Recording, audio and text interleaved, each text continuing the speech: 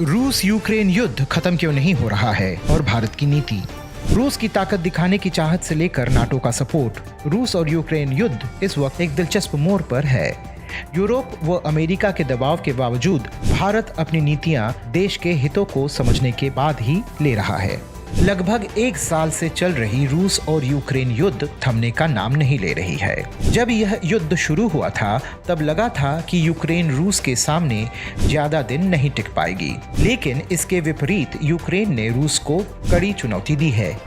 एक तरफ जहां यूक्रेन कड़ी टक्कर दे रही है, वहीं पुतिन इसे अपनी वर्चस्व की लड़ाई बना चुके हैं। वीडियो में आगे बढ़ने से पहले आप एयर न्यूज़ के चैनल को लाइक व सब्सक्राइब कीजिए, साथ ही बेल आइकन को प्रेस करिए।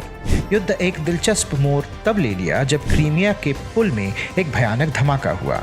विशेषज्ञों की माने तो यह युद्ध अभी कई सालों तक चल सकता है। युद्ध खत्म न होने की कई कारण हैं, आइए समझते हैं। रूस की ताकत दिखाने की चाहत।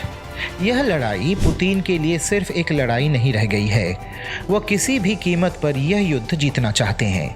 हालांकि रूस भारी संख्या में अपनी सैनिकों को गंवा रहा है, लेकिन पुतिन के वर्चस्व की लड़ाई में वह किसी भी हद तक जाने को तैयार है। नाटो का support.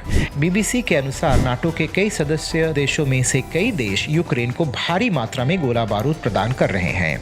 US 31 Abram tank, UK 14 challenger और जर्मनी लेपर्ड भेज रहा है।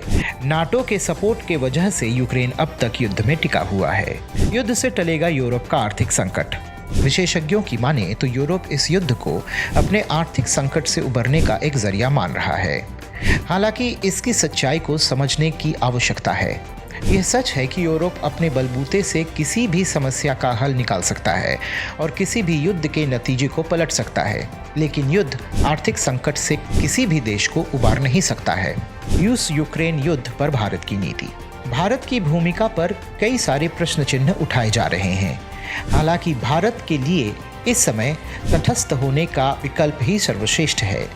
यह सत्य है कि भारत के ऊपर दबाव डाला जा रहा है, लेकिन भारत के विदेश नीति के अनुसार वह अपनी राष्ट्र हितों को ही सर्वोपरि मानता है। अमेरिका और यूरोपियन देशों के लिए एक कमजोर रूस उनके हित के लिए है, लेकिन भारत के लिए एक मजबूत रूस उसके हित के लिए है।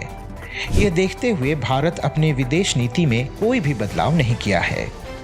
रूस भारत को न केवल ऊर्जा और रक्षा के क्षेत्रों में सहयोग कर रहा है, बल्कि भू राजनीतिक दृष्टिकोण से भी सहायता कर रहा है। भारत ना तो किसी गठबंधन का सदस्य है और ना अपनी शक्ति प्रदर्शन करना चाहता है। भारत अपनी नीतियां स्वाधीनतापूर्वक और अपने हितों को समझने के बाद ही करता है। एयर न्यूज़ के इस चैनल पर आप किस तरह का कंटेंट देखना चाहते हैं, हमें कमेंट सेक्शन में लिखकर बताएं। अन्य न्यूज़ को फॉलो करने के लिए आप हमारे सोशल मीडिया हैंडल को फॉलो कर सकते हैं। धन्यवाद।